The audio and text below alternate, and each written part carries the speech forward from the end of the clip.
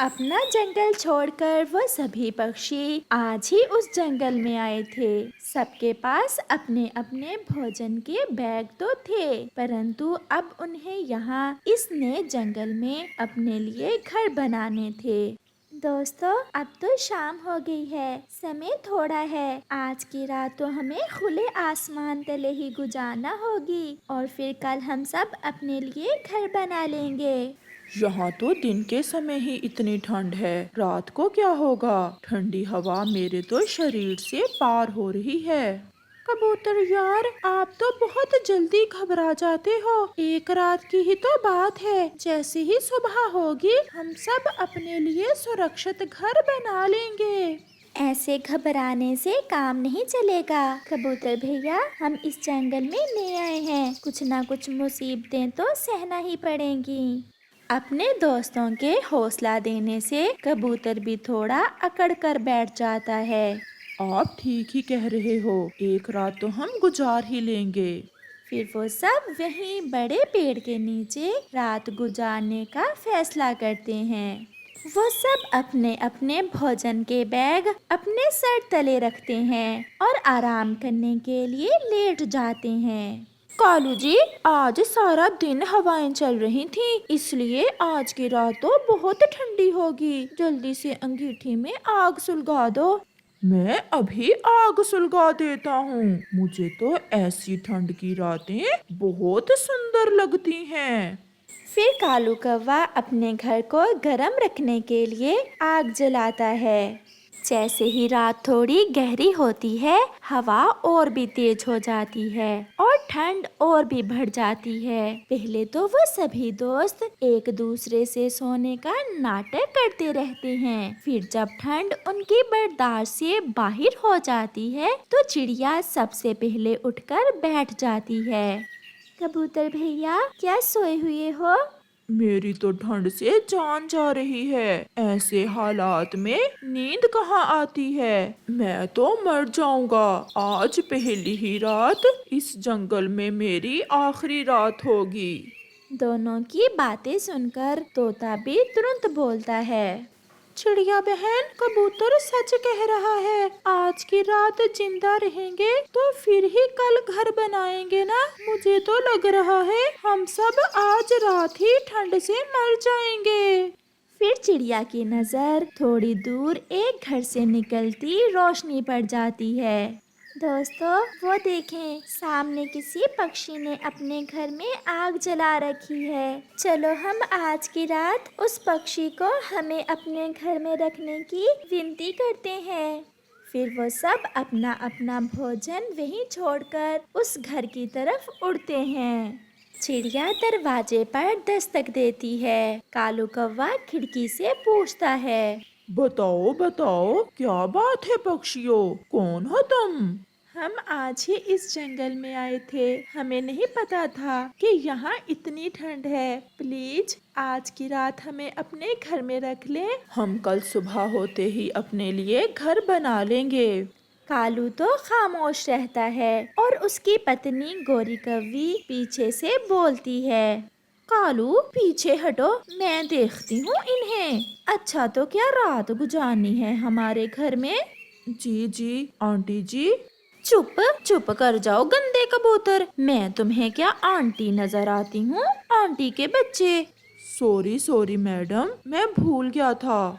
अगर मेरे घर में रहना है तो पहले तुम में से कोई मुझे गाना सुनाए।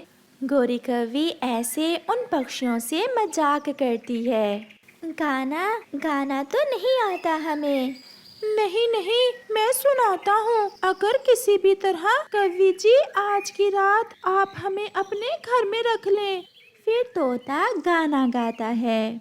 कौवी कितनी प्यारी सुंदर आँखों वाली, कौवा कितना प्यारा तेज चोंच वाला। तोता ऐसे गोरी को गाना सुनाता है। अपनी तारीफ सुनकर कौवा और कौवी बहुत खुश होते हैं। कवि जी प्लीज, ठंडी हवा हमें मार देगी, हम पर दया करो। दरवाजा खोलो और हमें अपने घर में आ लेने दो। ऐसे कैसे? अभी तोते ने गाना सुनाया है, अभी तो कबूतर तुम्हारा डांस भी देखेंगे, फिर हम तुम्हें अपने घर में आने देंगे। कबूतर भैया, जैसा आता है वैसा ही करो, किसी तरह ये कौवे हमें अपने घर में रख लें। परंतु चिड़िया, जैसा मैंने गाना सुनाया है तुम भी ऐसा ही डांस दिखा दो यार, जिंदगी का मसला है। फिर कबूतर एक टांग पर खड़ा होकर डांस करता है, जिसे देख कौवा और कौवी जोर जोर से हंसते हैं। अब तोता गाना गाए और कबूतर करे डांस, और चिड़िया तुम दोनों को देखती रहो। ऐसा कहते हुए गोरी कौवी खिड़की बंद कर लेती है। ये कौवी तो बहुत जालिम है, ये हमें अपने घर में नहीं रखेगी। यार सच बताऊं तो डांस करने से मेरी ठंड थोड़ी कम हो गई है। कबूतर फिर से एक टांग पर डांस करना शुरू करता है, जिससे उसे अपना शरीर थोड़ा गर्म महसूस होता है।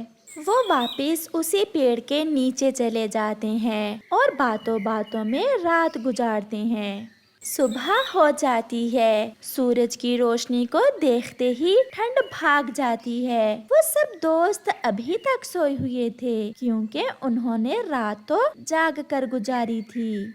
उठो उठो दोस्तों, हम बच गए। चलो अब जल्दी से हम अपने लिए घर बना लेते हैं। कौवा और कौवी भी वहाँ आ जाते हैं। सुनाओ भी, रात कैसे गुजारी? जैसे भी गुजारी, तुम्हें इस बात से क्या? चल भाग यहाँ से। इतना गुस्सा क्यों कर रहे हो कबूतर? ये जंगल हमारा है, और इन थैलों में क्या है? इनमें हमारा भोजन है, हम पिछले जंगल से अपना भोजन लेकर आए हैं। समय जाया ना करो दोस्तों, चलो जल्दी से शाम होने से पहले पहले अपना घर बनाए। फिर वो सब दोस्त अपना घर बनाने में लग जाते हैं। गोरी, क्यों ना इन पक्षियों की भोजन की थैलियां उठाकर अपने घर में ले जाएं। कालू मेरा सुंदर पति कितना क्यूट लगता है जब तू ऐसी बात करता है। फिर वो दोनों पति पत्नी उन पक्षियों का भोजन उठाकर अपने घर ले जाते हैं। वो 2-3 चक्कर लगाकर उनकी सारी थैलियां ही उठा लेते हैं। कालू जी, इतना भोजन तो हमने कभी सपने में भी नहीं देखा। सारा ठंड का मौसम मौज करेंगे, अब हमें भोजन की कोई चिंता नहीं। अगर वो पक्षी अपना भोजन लेने आए तो हम घर का दरवाजा ही नहीं खोलेंगे। चिड़िया, कबूतर और तोता मिलकर काम करते हैं और शाम से पहले पहले वो अपने लिए एक घर बना लेते हैं। घर तो गया बंद, चलो अब अपना भोजन उठा लाएं। वो भोजन उठाने जाते हैं, वहाँ तो कुछ भी ना था। ये हमारा भोजन कहाँ गया? ये जरूर वो दुष्ट कौवे ही उठा कर ले गए होंगे। चलो हम उनके घर जाते हैं और अपनी भोजन की थैलियां वापस लेते हैं। चल चल भाग यहाँ से, बड़ा आया भोजन लेने वाला, हम नहीं देंगे, चल भाग। गोरी उन्हें ऐसे भगा देती है। जंगल में रात भी हो जाती है। जो उनके पास थोड़ा बहुत भोजन था वो सब खाते हैं और अपने गरम गरम घर में सो जाते हैं। कौवों का घर पुराना था और भोजन के 3 थैलों के बोझ से उनका घर एक तरफ को झुक जाता है और फिर टूटकर गिर जाता है। हाय कालू, मेरा पंख टूट गया। मेरी टांग इस बड़ी लकड़ी के नीचे है। अगर पता होता कि हमारा घर इतना कमजोर है तो हम भोजन की सारी थैलियां ना चुरा कर लाते, एक से ही काम चला लेते। वो सारी रात रोते रहते हैं और फिर सुबह दूसरे पक्षी उन्हें उनके टूटे हुए घर से बाहर निकालते हैं। कौवे, चिड़िया, कबूतर और तोते से बहुत शर्मिंदा थे, क्योंकि उन्होंने सब कुछ भुलाकर उनकी मदद की थी।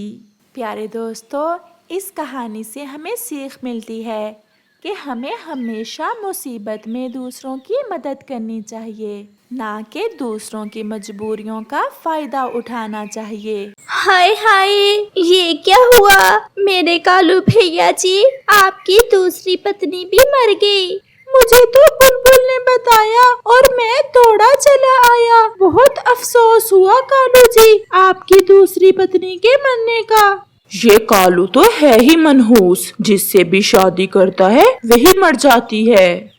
कबूतर यार, तुम क्या समझते हो? मुझे दुख नहीं हुआ, मैं तो सुबह से रो रहा हूँ। जग्गू की दूसरी मम्मा रसोई में खाना बना रही थी कि गैस का सिलेंडर फट गया। मैंने बहुत कोशिश की आग बुझाने की, परंतु मैं ना कर सका। मेरा तो घर ही उजड़ गया है। पहली पत्नी का दुख तो मैं धीरे धीरे भूल गया था, और अब मेरी दूसरी पत्नी भी मुझे छोड़कर चली गई।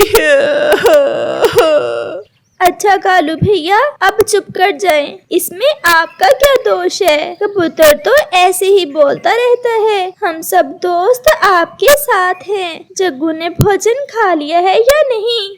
जग्गू को भोजन तो जग्गू की दूसरी मम्मा ने खिला दिया था, और जब मेरे लिए रसोई में गई तो ये सब हो गया। शाम हो जाती है और सब पक्षी कौवे से उसकी दूसरी पत्नी के मरने का अफसोस करने के बाद अपने अपने घरों को चले जाते हैं। जग्गू मेरे बेटे, तुम चुप कर जाओ, मैं तुम्हें तीसरी मम्मा ला दूंगा। मुझे पता है मम्मा के बिना तुम नहीं रह सकोगे। तो फिर पापा जी, मुझे कल ही नई मम्मा ला देना। मुझे मम्मा के बिना नींद नहीं आती। मैं ला दूंगा अपने बेटे को नई मम्मा। फिर कालू का बेटा जग्गू रोते हुए सो जाता है। ला दूंगा जग्गू तुम्हें तेरी मम्मा मेरे बेटे, और अपने लिए तीसरी पत्नी लाने के लिए ही तो मैंने सिलेंडर से गैस लीक करके मारा है दूसरी पत्नी जी को। और वो लड़ाई भी तो बहुत करती थी। दूसरे रोज कौवा रोता हुआ तोते के पास जाता है। यार तोते, मुझे तो कुछ समझ नहीं आ रहा। अपने छोटे से बेटे को अकेले छोड़कर काम पर जाऊं या घर में अपने बेटे को देखूं? कालू यार, जग्गू अभी बहुत छोटा है, वो अकेला नहीं रह सकता। तो फिर क्या करूं? तुम ही बताओ, मैं कैसे अकेला ये सब कर सकता हूँ? कालू यार, जो होना था वो तो हो गया। मैं तो कहता हूँ तुम तीसरी शादी कर लो। यही बात तो कालू तोते के मुंह से सुनना चाहता था। क्या तीसरी शादी? पक्षी बातें करेंगे? ना बाबा ना, मैं तीसरी शादी नहीं करूँगा। चिड़िया भी क्या सोचेगी कि मैंने 2 पत्नियां मरने के बाद तीसरी शादी कर ली। नहीं कालू यार, चिड़िया बहन तो खुद मुझे कह रही थी कि कालू भैया अकेले घर नहीं चला सकेंगे, और आपने कौन सा खुद मारी है अपनी दोनों पत्नियां। ना ना, मेरा क्या दोष? पहली को बुखार हुआ था और दूसरी गैस लीक होने से मर गई। फिर कुछ दिन ऐसे ही गुजर जाते हैं और सब पक्षी मिलकर कौवे की तीसरी शादी कर देते हैं। पिंकी बहन, हमारे कालू भैया अच्छा कमा लेते हैं और आपको इस घर में किसी चीज की कोई कमी नहीं होगी। चिड़िया, मुझे ये तो बता दें कि पति जी की पहली 2 पत्नियां कैसे मर गई थी।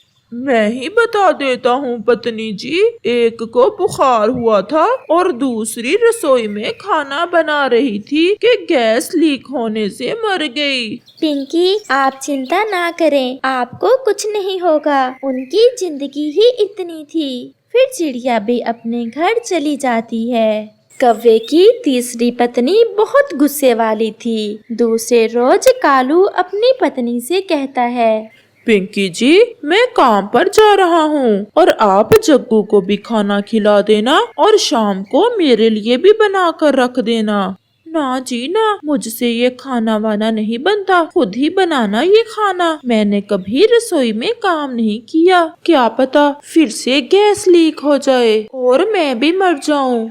तो खाना कौन बनाएगा? बाहर से ले आना या खुद बना लेना, जो भी करना, मैं तो रसोई में नहीं जाऊंगी। मैं देखूंगा कि तुम कैसे खाना नहीं बनाती। देख लेना, अगर मुझसे लड़ाई की तो अभी तुम्हें छोड़कर चली जाऊंगी, बुड्ढे कहीं के। परंतु कौवा चुप करके वहाँ से चला जाता है। कालू अपने दफ्तर में बैठा हुआ था और अपनी तीसरी पत्नी के बारे में सोच रहा था। ये तीसरी पत्नी तो पहली दो से भी बुरी निकली। अगर ये घर के काम नहीं करेगी तो क्या मैं खुद करूँगा। लगता है मुझे इस पत्नी का भी कुछ ना कुछ करना ही होगा। चलो कुछ दिन बाद देखूंगा इसका क्या करना है। चिड़िया बहन, आपने कौवे की तीसरी शादी करके अच्छा नहीं किया। देख लेना वो भी मर जाएगी। कबूतर भैया ऐसी बात नहीं करते, कालू भैया इतने भी बुरे नहीं हैं और उसका एक छोटा सा बेटा भी है पहली पत्नी से। वो अकेला अपने बेटे की देखभाल नहीं कर सकता था, इसलिए मैंने और तोते ने उसकी तीसरी शादी की है। न जाने क्यों मुझे तो ऐसा लग रहा है कि पहली दो पत्नियां भी उस कालू ने खुद ही मारी हैं। चुप कर जाओ कबूतर भैया, अगर किसी ने सुन लिया तो बात फैल जाएगी। कौवा ऐसा नहीं कर सकता, वो गुस्से वाला जरूर है परंतु कातिल नहीं है। कौवा जब शाम को घर आता है तो उसकी तीसरी पत्नी सो रही थी। पिंकी उठो, क्या खाना बना लिया है। मैंने सुबह ही कहा था कि मैं रसोई में नहीं जाऊंगी, जाकर खुद बना ले अगर भूख लगी है तो। मुझे तो रसोई में जाने से डर लग रहा है। तो क्या मैं बाहर के काम भी करूं और घर आकर खाना भी बनाऊं? फिर कौवा गुस्से में आ जाता है और अपनी तीसरी पत्नी के दो चार लगा देता है। ऐसे ही कुछ दिन गुजर जाते हैं। अब मुझे इस तीसरी का भी कुछ ना कुछ करना होगा। इसके साथ और मेरा गुजारा नहीं हो सकता। क्या करूं, कैसे मारूं इसे। चलो मामा जी के पास ही जाता हूँ, वही कोई अच्छा मशवरा दें। फिर कालू कौवा अपने मामा जी के पास जाता है। तो क्या अब चौथी शादी करोगे उस तीसरी को मारकर? मामा जी क्या करूं, ये तीसरी तो पहली दो से भी ऊपर है, किसी काम को हाथ नहीं लगाती और जबान तो मशीन की तरह चलाती है। बस आप कोई अच्छा प्लान बता दें। तो फिर इस बार वॉशिंग मशीन से ही मार दो। मैं समझ गया मामा जी, मैं सब समझ गया। मैं कल ही वॉशिंग मशीन शॉर्ट सर्किट कर दूंगा और फिर जान छूट जाएगी उस तीसरी से भी मेरी। परंतु मामा जी किसी को शक तो ना होगी। मारने के बाद नाटक अच्छे से करना और वो तुम इस काम में माहिर हो। फिर कैसे किसी को शक होगी कि तीसरी को भी तुमने खुद मारा है। फिर कालू कौवा वहाँ से घर जाता है। उसकी पत्नी नदी पर पानी पीने गई हुई थी और Kalu washing machine short circuit कर देता है और अपनी पत्नी के आने का इंतजार करने लगता है। और जब कालू की तीसरी पत्नी घर आती है तो कालू उससे कहता है, पिंकी मेरी सुंदर पत्नी, मेरी लाल वाली शर्ट तो धो देना, मुझे कल किसी फंक्शन में जाना है। परंतु आपके और भी तो कपड़े हैं, क्या वही शर्ट पहनकर जाना है? हाँ पिंकी, मुझे वो शर्ट बहुत पसंद है, आप वही धो दें। और फिर कालू घर से बाहर चला जाता है। पिंकी जैसे ही वॉशिंग मशीन को पंख लगाती है उसे जोर का करंट लगता है। पति जी, अगर मैं रसोई में नहीं गई तो तुमने मुझे ऐसे मार दिया। ऐसा कहते हुए कालू की तीसरी पत्नी भी मर जाती है। अब तक तो पिंकी का काम हो गया होगा। मैं अब ऐसा करता हूँ, चिड़िया को अपने घर भेजता हूँ और वही देखेगी तीसरी को मरे हुए। और फिर कालू कौवा चिड़िया को फोन करता है। हेलो चिड़िया बहन, मैंने पिंकी को 100 बार फोन किया और वो मेरा फोन उठा ही नहीं रही। आप मेरे घर जाकर पिंकी से मेरी बात तो करवा दें। कालू का फोन सुनकर चिड़िया कालू कौवे के घर जाती है। अरे ये क्या, पिंकी तो मरी हुई है, इसे क्या हो गया? चिड़िया रोने लग जाती है। शोर सुनकर कबूतर और तोता भी वहाँ आ जाते हैं। ये सब कैसे हुआ होगा?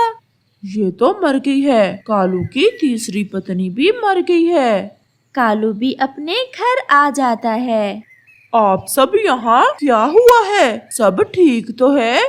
पापा, मैं सोया हुआ था और चिड़िया आंटी ने मुझे बताया कि मेरी तीसरी मम्मा भी मर गई है। नहीं, ऐसा नहीं हो सकता। पिंकी, मेरी पिंकी।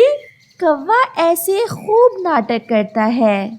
मैं पुलिस को फोन करता हूँ कि आकर इंक्वायरी करे कि कालू की पत्नी को करंट कैसे लगा। नहीं नहीं कबूतर भैया, मैं पहले घर में आई थी। जब मैंने देखा तो पिंकी मरी हुई थी। कबूतर यार, ये पुलिस का मामला नहीं है। जो होना था वो हो गया।